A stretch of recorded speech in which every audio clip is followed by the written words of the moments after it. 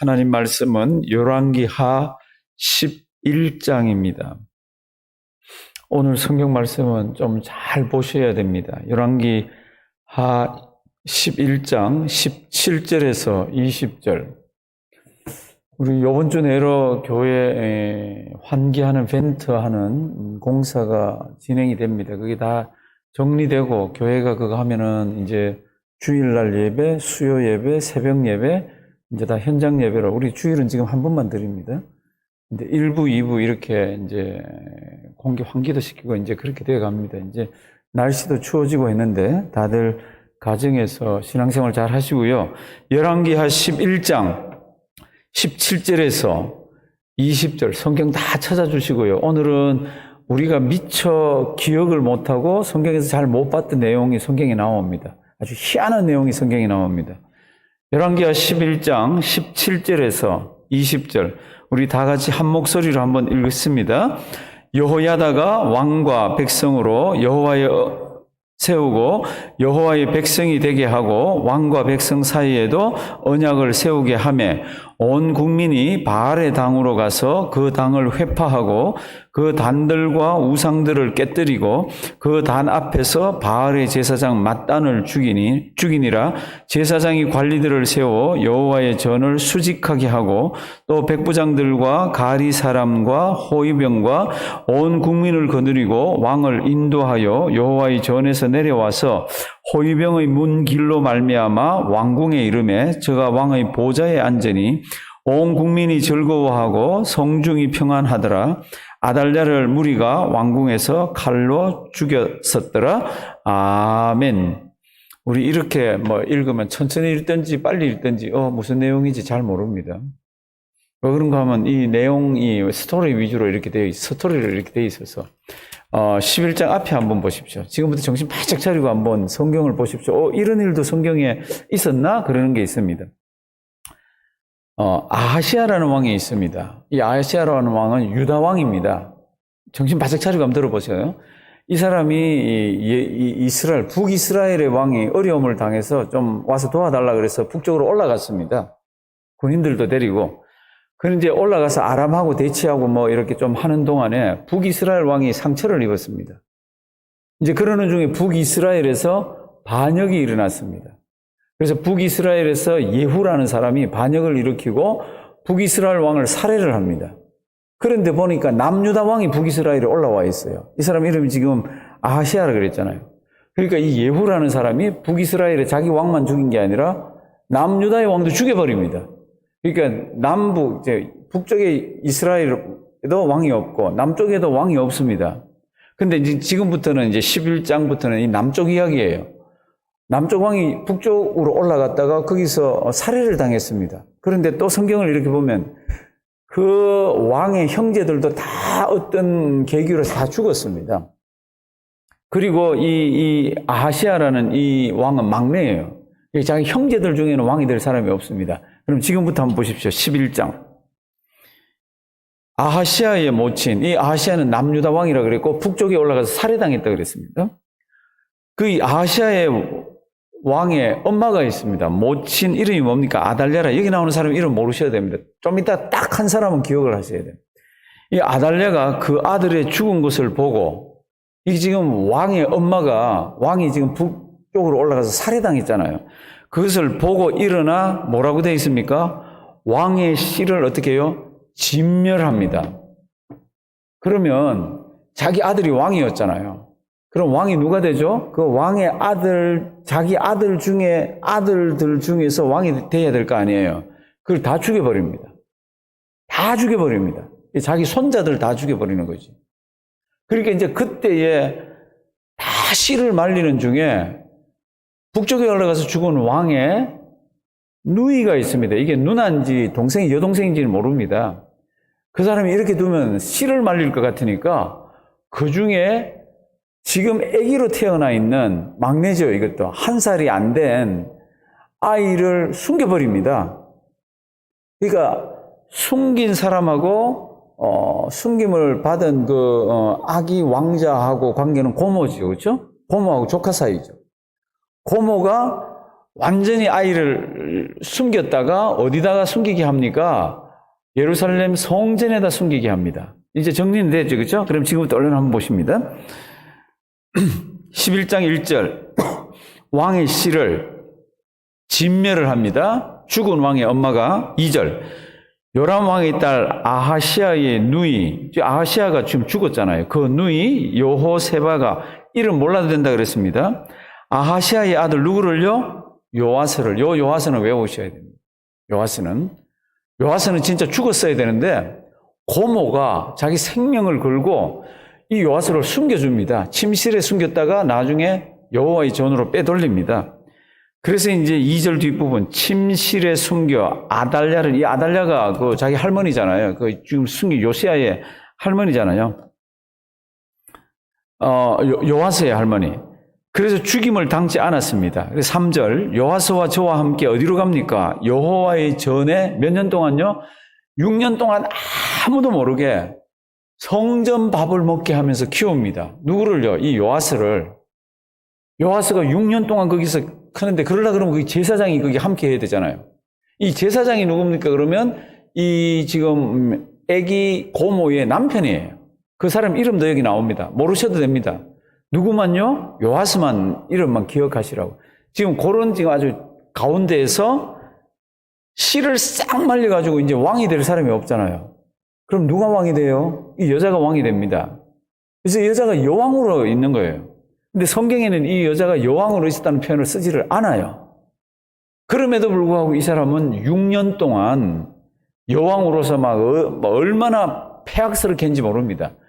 역대하에 가면 이 기사가 또 있는데요. 이 여자가 아합 왕의, 그러니까 북이스라엘의 아합 왕의 그 못된 짓거리를 다 이 남쪽 유다에서 합니다. 그런데 남쪽 유다는 여호와 하나님께서 다윗하고 언약을 맺은 게 있잖아요.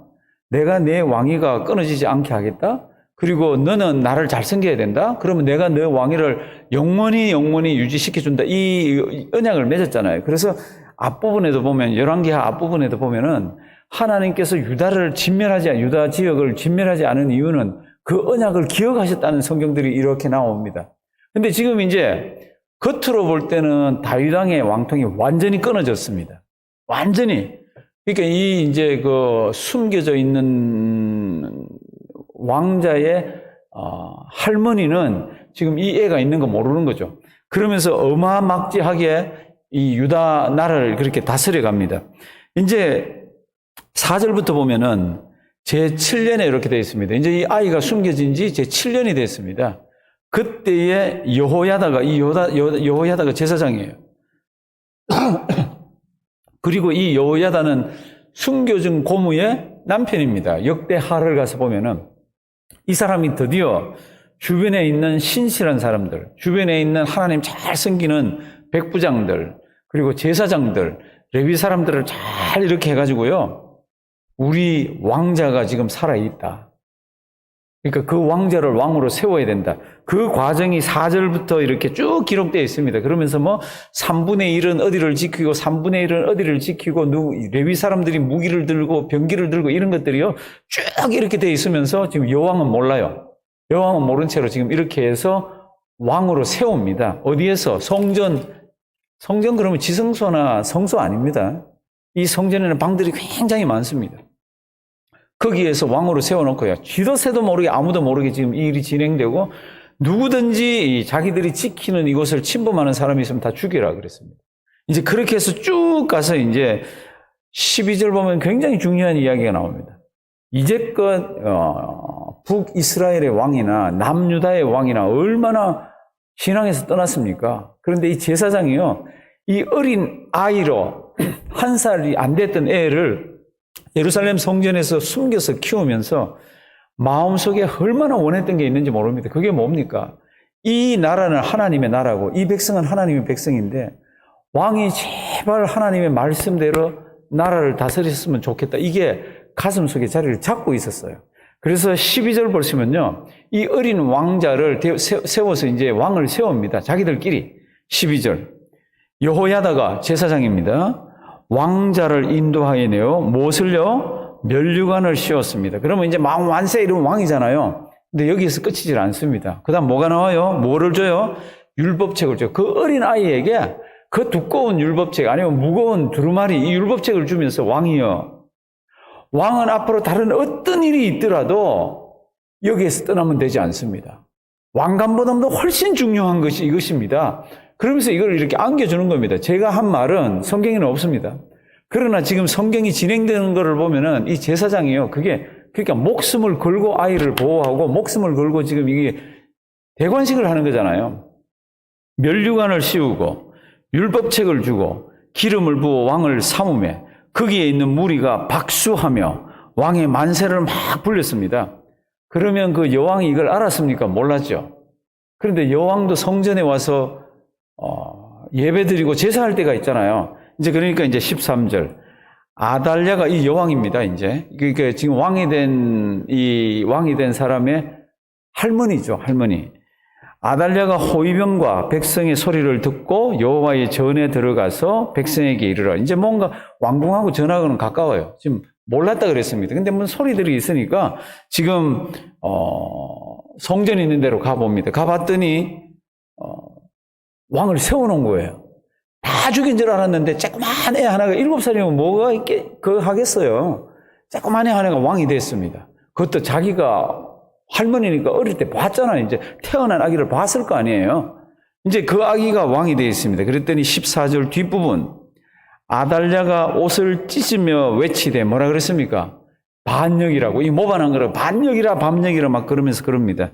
그때 여호야다가 군대를 주변에 딱 배치를 하면서 뭐라 그럽니까? 저를 따르는 자는 칼로 죽여라. 이 뜻은 성전에서는 피를 안 보겠다는 겁니다. 그러니까 성전을 빠져나가면 다 죽인다는 겁니다. 그리고는 죽여요. 이제 중요한 게 뭡니까? 그러면 17절입니다. 17절. 제가 왜 설명을 이렇게 했나 그러면 성경이 앞뒤 없이 그냥 보면 이해가 잘 되질 않잖아요. 17절. 드디어 이제 왕을 세우면서 여호야다가 제사장입니다. 왕과 백성으로 왕은 요아스입니다. 이제 어린 왕이에요. 7살. 면류관을 쓰고 손에는 율법책을 받았던 이 왕입니다. 여호야다가 왕과 백성으로 여호와와 뭐를요? 언약을 세워. 그러니까 왕 백성 덩어리로 해서 하나님하고자 하고 언약을 세웁니다. 무슨 언약 세웠겠어요? 모세 율법대로 하나님의 말씀대로 다윗 왕과 세운 언약대로 그렇게 하나님 잘 섬기겠습니다. 나라를 다스리겠습니다. 신앙생활 하겠습니다. 이거잖아요. 그러니까 수직적으로는 왕과 백성들이 하나님과 언약을 맺고, 그 다음 두 번째는 왕과 백성이 언약을 맺습니다. 나는 하나님의 대리인으로서 하나님의 말씀대로 백성을 다스릴 겁니다. 백성들은 여호와 하나님께서 주신 말씀대로 다스릴 때는 잘 섬기겠습니다. 그래서 우리 하나님의 아름다운 나라를 만들어 가겠습니다. 이런 언약들을 세웁니다. 하나는 하나님과의 언약, 하나는 사람과의, 왕과 백성과의 언약을 딱 세웁니다. 17절에 그렇게 되어 있어요. 17절에. 그랬더니 18절 말씀 가면은 왕이 뭐 어디를 가서 뭐 무너뜨려라, 어디를 없애라, 누구를 죽이라 이런 얘기를 안 했습니다. 그러니까 바르게 하나님 아버지하고 신앙생활이 딱 정리가 되니까 그다음 자기들 주변에서 신앙 가지고 바른 생활을 하는 거 있잖아요. 제일 먼저 한 게 뭡니까? 18절.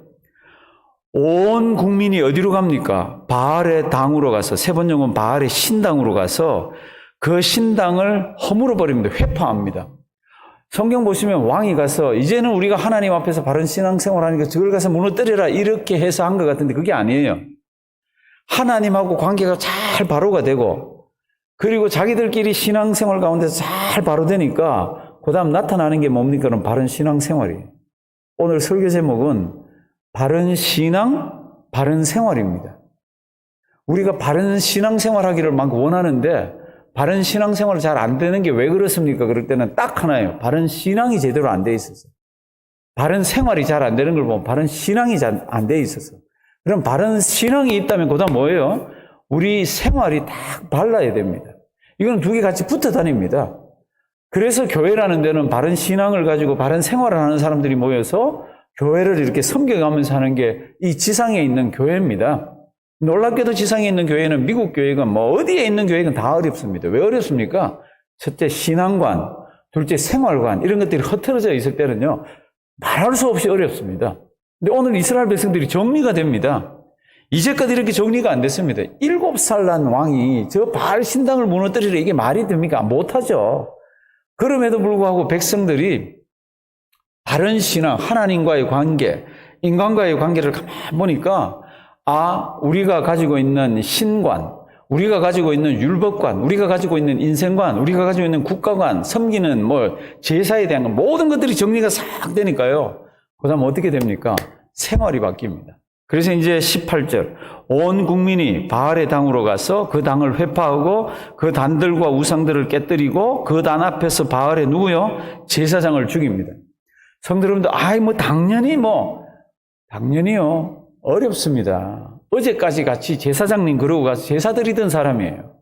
어제까지 당신 아들을 위해서 제가 기도드리고 있었습니다. 이런 제사장이에요. 바알 제사장이에요. 그 하루아침에 없애는 게 쉽지가 않습니다. 왜 그렇습니까? 문화나 생활에 젖어 있는 거는요, 이게 하루아침에 바뀌기가 어려워요.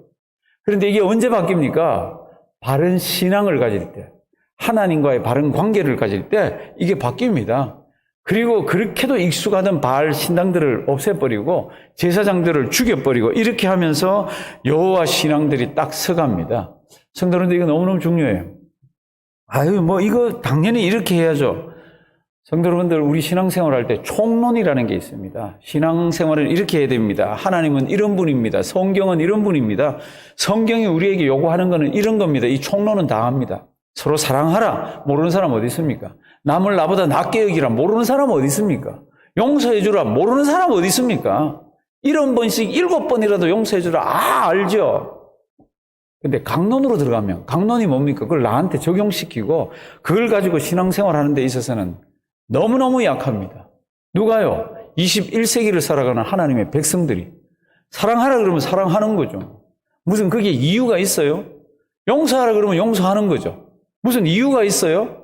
그러니까 예수님이 하도 그게 어려우니까 일반 달란트 빚진 자가 있었는데 그 얘들도 들어주잖아요. 그만큼 용서하는 게 어렵다는 겁니다. 용서가 어려운데 용서를 해줄 수 있는 이유는 네가 받은 용서를 생각하라는 겁니다. 그 이유 외에는 다른 사람을 용서를 선뜻 해주기가 어렵습니다. 네가 1만 달란트 20만 년을 일해야, 먹지도 않고 일해야 그 진 빚을 네가 탕감을 받았는데 100다네리온 그거를 용서를 못 해준다는 거 보면 이거는 말이 안 된다는 겁니다. 그러니까 강론으로 들어가면 하나님과 재물 관계, 얼마나 예수 믿는 사람들이 인생한지 모릅니다. 하나님 아버지 앞에. 그런 문제들이요, 언제 정리가 돼서 언제 바른 신앙생활을 하면서 살게 됩니까? 하나님과 나의 신앙이 바르게, 그리고 이웃에 대한 바른 이해가 있을 때 이런 것들이 정리가 되어집니다. 성도는 지금 7살 먹은 왕이 지금 등극을 했습니다. 7살 먹은 왕이 무슨 백성들에게 뭘 읽어가면서 이거 하겠어요.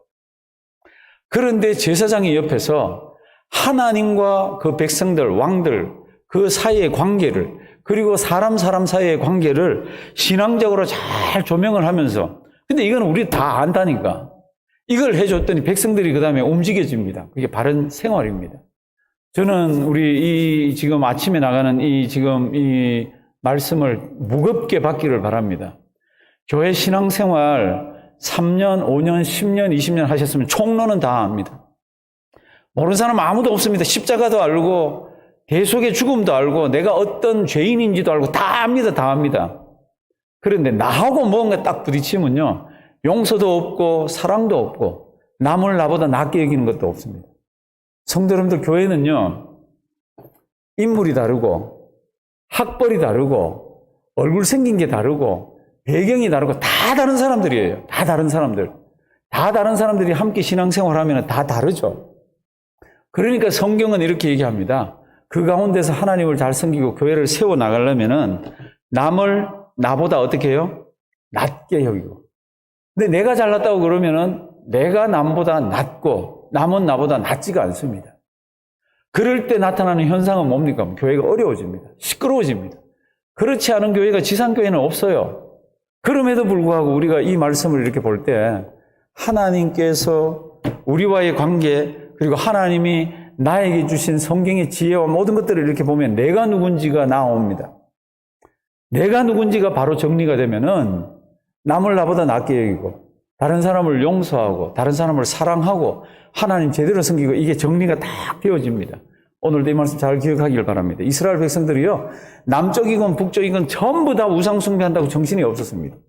그런데 그 익숙한 우상의 신당을 없애버리고 제사장을 죽이더라고. 어디에서 시작합니까? 총론에서 시작합니다. 하나님이 어떤 분인지, 하나님이 나를 얼마나 사랑하는지, 우리가 이 땅을 어떻게 살아야 하는지, 왜 살고 있는지, 그게 정리가 되어지니까 신앙이 바로 서더라고.